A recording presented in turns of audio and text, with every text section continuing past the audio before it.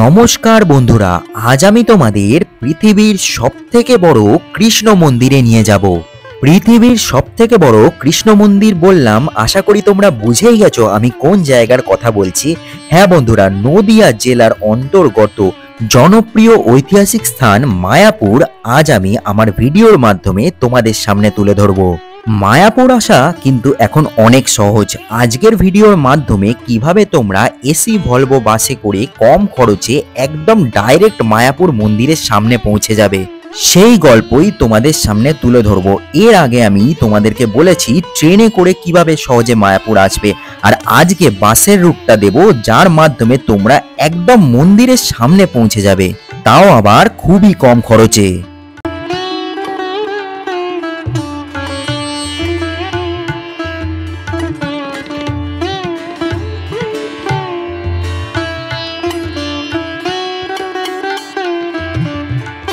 শুধু তাই নয়, মায়াপুর আসলে তোমরা কোথায় থাকবে?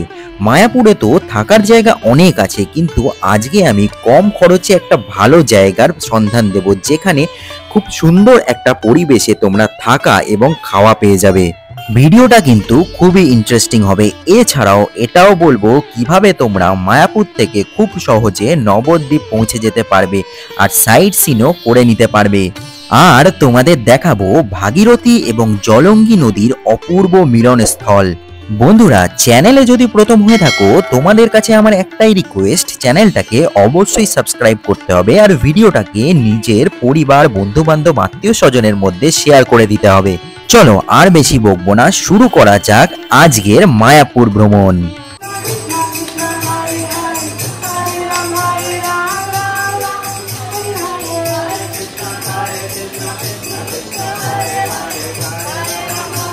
মাত্র 255 টাকায় কিন্তু তোমরা এই বাসের টিকিট পেয়ে যাবে, মানে খুবই কম খরচে তোমরা চাইলে মায়াপুর পৌঁছে যেতে পারবে। এছাড়াও তোমাদেরকে খুব ভালো একটা আশ্রমের সন্ধান দেব, যেখানে চাইলে তোমরা খুব কম খরচে ভালো একটা পরিবেশে তোমরা থাকতে পারবে। সবকিছু বলবো, তাই ভিডিওটা একটু স্কিপ না করে দেখতে থাকো। তো হ্যালো অ্যান্ড ওয়েলকাম ব্যাক বন্ধুরা, রীতিমণি ব্লগসের আরও একটা ভিডিওতে তোমাদের সবাইকে স্বাগত। আর এই প্রথম আমি জার্নি করতে চলেছি কলকাতা থেকে মায়াপুর, টাওয়ার বাসে। আর এখন দাঁড়িয়ে রয়েছি ধর্মতলা বাস স্ট্যান্ডে, তাই ভিডিওটা খুবই ইন্টারেস্টিং হবে, অনেক ইনফরমেশান থাকবে, তাই একটু স্কিপ না করে পুরো ভিডিওটা দেখতে থাকো। চলো বাসের কাছে যাই, তারপরে বাকি ইনফরমেশান তোমাদেরকে দিচ্ছি। চ্যানেলে যদি প্রথম হয়ে থাকো বলে রাখি, আমি ঋত্বিক, তোমরা দেখছো রীতিমণি ব্লগস। ঘড়িতে এখন সময় হচ্ছে 7টা 20, আর এই হচ্ছে আমাদের আজকের বাস। কলকাতা থেকে ডাইরেক্ট মায়াপুরে এই বাসের মাধ্যমেই আমরা যাব। এই হচ্ছে বাসের নাম্বার 7167। এই বাসের টিকিট প্রাইস আমাদের পড়েছে 255 টাকা পার পারসন। বাসের কন্ডিশন তোমরা দেখতে পাচ্ছ, বেশ দারুণ। WBTCর বাস রয়েছে, দেখো। বাসের বাইরেটা তো তোমাদের দেখালাম, চলো বাসের ভিতর থেকে তোমাদের ঘুরিয়ে নিয়ে আসি, ইন্টেরিয়ারটা দেখিয়ে নিই।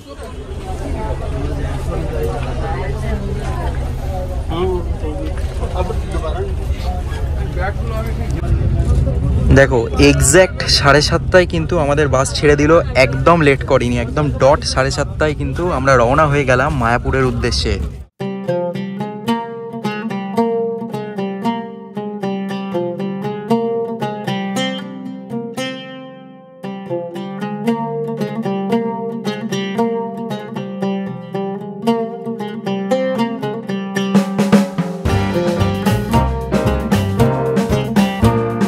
মাত্র 255 টাকায় কিন্তু তোমরা এই বাসের টিকিট পেয়ে যাবে, মানে খুবই কম খরচে তোমরা চাইলে মায়াপুর পৌঁছে যেতে পারবে। এছাড়াও তোমাদেরকে খুব ভালো একটা আশ্রমের সন্ধান দেব, যেখানে চাইলে তোমরা খুব কম খরচে ভালো একটা পরিবেশে তোমরা থাকতে পারবে। সবকিছু বলবো, তাই ভিডিওটা একটু স্কিপ না করে দেখতে থাকো। আর প্লাস মায়াপুরে কিন্তু রাস চলছে এখন, সেই রাসের ভিডিও কিন্তু আমার চ্যানেলে আসতে থাকবে, তোমরা দেখতে থাকো। আর চ্যানেলে যদি প্রথম হয়ে থাকো, চ্যানেলটাকে অবশ্যই সাবস্ক্রাইব করে আমাকে একটু মোটিভেট করো।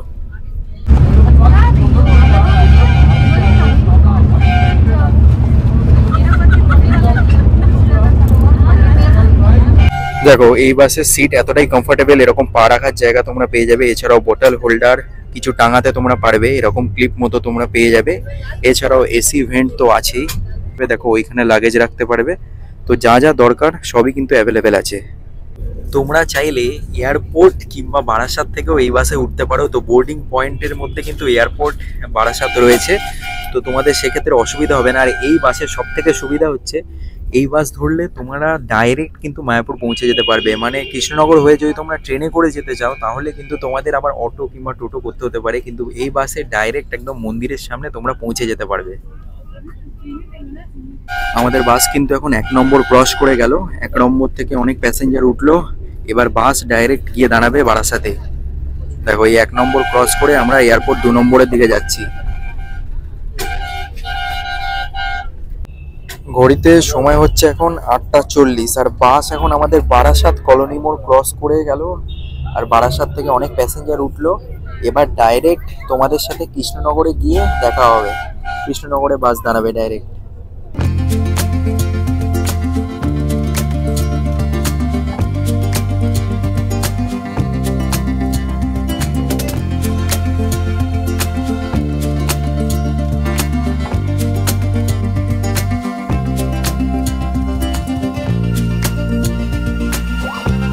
বন্ধুরা ঘড়িতে সময় এখন 10:30 আর আমাদের বাস এসে দাঁড়ালো কৃষ্ণনগর। এইখানে কিন্তু বাস 20 মিনিট দাঁড়াবে, তোমরা টিফিন জলখাবার ওয়াশরুম চলে যেতে পারো। আর 1 থেকে 1.5 ঘন্টার মধ্যে কিন্তু আমরা মায়াপুর ঢুকে যাব। একদম হাইওয়ের ওপরে এই জায়গায় কিন্তু বাস এসে দাঁড়াবে। এখানে একটা ধাবা মতো রয়েছে, যেরকম ঠিক দীঘা যেতে গেলে যেরকম দাঁড়ায় সেরকমই জায়গা, মানে বাস স্ট্যান্ড বলা যায়। এইখানে এরকম বাস দাঁড়িয়ে রয়েছে, তোমরা চা জলখাবার টিফিন কিন্তু এখান থেকে করে নিতে পারো। বন্ধুরা একদম সোজা আমরা দেখতে পাচ্ছি মায়াপুরের যে মেন মন্দির ইস্কন মন্দির, আর সেই মন্দিরের একদম সামনেই রয়েছে গোশালা স্টল। আর গোশালা স্টলের সামনে থেকেই কিন্তু এই WBTCর যে বাংলাশ্রী বাস আছে সেই বাস এখান থেকেই ছাড়ে, তোমরা দেখে নাও। আর এইখানেই এসেই কিন্তু তোমাদের নামাবে এই গোশালা স্টলের একদম সামনে, মানে একদম মন্দিরের পিছন দিকটায় কিন্তু তোমাদের বাস এসে নামাবে, আর প্লাস এখান থেকেই বাস তুলবে তোমাদের।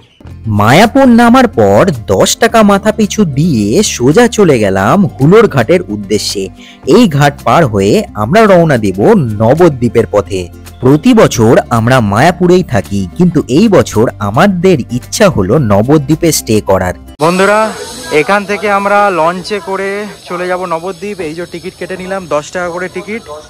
দেখো কত লোক যাচ্ছে দেখো, কারণ মেন রাস তো নবদ্বীপেই হচ্ছে, তাই এখান থেকেই মায়াপুর থেকে খুব সহজে কিন্তু লঞ্চে করে তোমরা নবদ্বীপ পৌঁছে যেতে পারবে। আমি তোমাদের বলবো, যদি তোমরা মায়াপুর আসো একবার হলেও এই লঞ্চে উঠো। এই লঞ্চ চড়ার অভিজ্ঞতা একদম অন্যরকম। প্রচুর মানুষ প্রতিদিন মায়াপুর থেকে নবদ্বীপে এই লঞ্চের মাধ্যমেই যায়, এছাড়াও নবদ্বীপ থেকেও মায়াপুর আসে। এখানে শান্ত স্নিগ্ধ পরিবেশ দেখে তোমরা মুগ্ধ হতে বাধ্য। এছাড়াও এই লঞ্চের মাধ্যমে তোমরা দেখে নিতে পারবে ভাগীরথী এবং জলঙ্গি নদীর মিলনস্থল। জলের রং যদি তোমরা ভালো করে খেয়াল করো, 2 রকমের রং কিন্তু তোমরা দেখতে পাবে, যা কিন্তু মিলিত হয়েও মিলিত হয়নি। এছাড়াও তোমরা চাইলে 5 টাকা মাথা পিছু দিয়ে নৌকাও বুক করে নিতে পারো।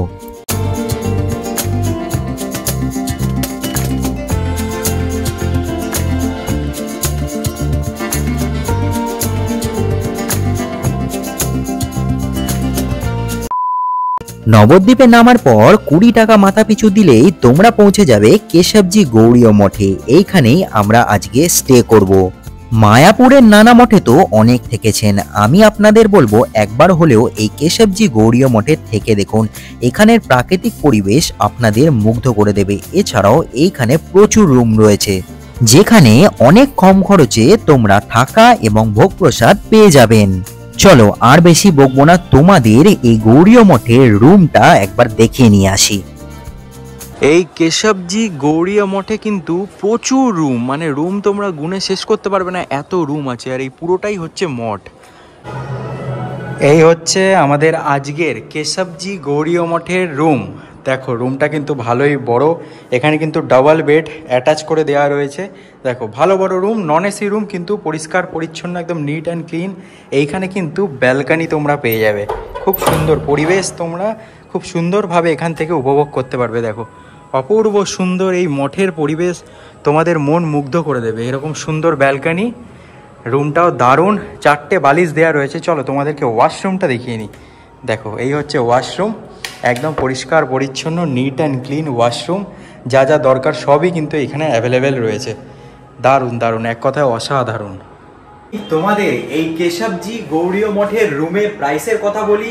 রুমের প্রাইস আমাদের পড়েছিল 800 টাকা পার ডে হিসাবে। আর তোমরা যদি অকেশনালি আসো তাহলে কিন্তু 1500 টাকা 2000 টাকাও হতে পারে। তো এখানে আপ ডাউন করে, ফ্ল্যাকচুয়েট করে, বাট নর্মালি ওরকম 500 থেকে 800-র মধ্যে ঘোরাফেরা করে।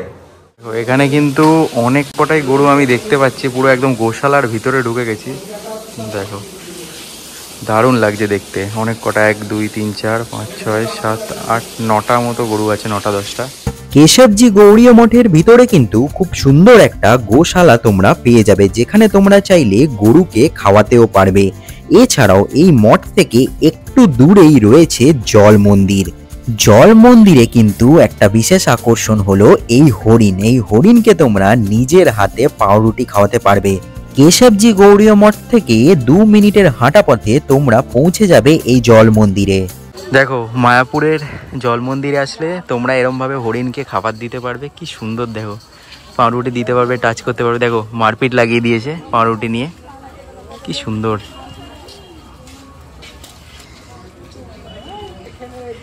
খুব সামনে থেকে তোমরা দেখতে পাবে, এখানে প্রচুর হরিণ রয়েছে, তোমাদের দেখাচ্ছি। দেখো প্রচুর হরিণ রয়েছে। এছাড়াও মেন যে আকর্ষণ, এখানে তোমরা দারুণ ভোগ প্রসাদের ব্যবস্থা পেয়ে যাবে। এক এক দিন এক এক রকমের মেনু থাকে। গরম ভাত, পনিরের তরকারি, পটলের তরকারি, নানান রকমের সবজি, পায়েস দিয়ে একেবারে দারুণ আয়োজন। ভোগ প্রসাদ গ্রহণ করার পর আমরা আবার চলে এলাম মায়াপুর মন্দিরে। এইখানে কিছুটা সময় যদি না কাটাই তাহলে মায়াপুর ভ্রমণটা যেন সম্পূর্ণই হবে না। তাই মন্দির চত্বরে তোমরা চাইলে কিছুটা সময় কাটিয়ে নিতে পারো। আর এখন কিন্তু তোমরা বড় মন্দিরে অর্থাৎ নতুন মন্দিরে কিছু টাকার বিনিময়ে কুপন কেটে কিন্তু প্রবেশ করতে পারো।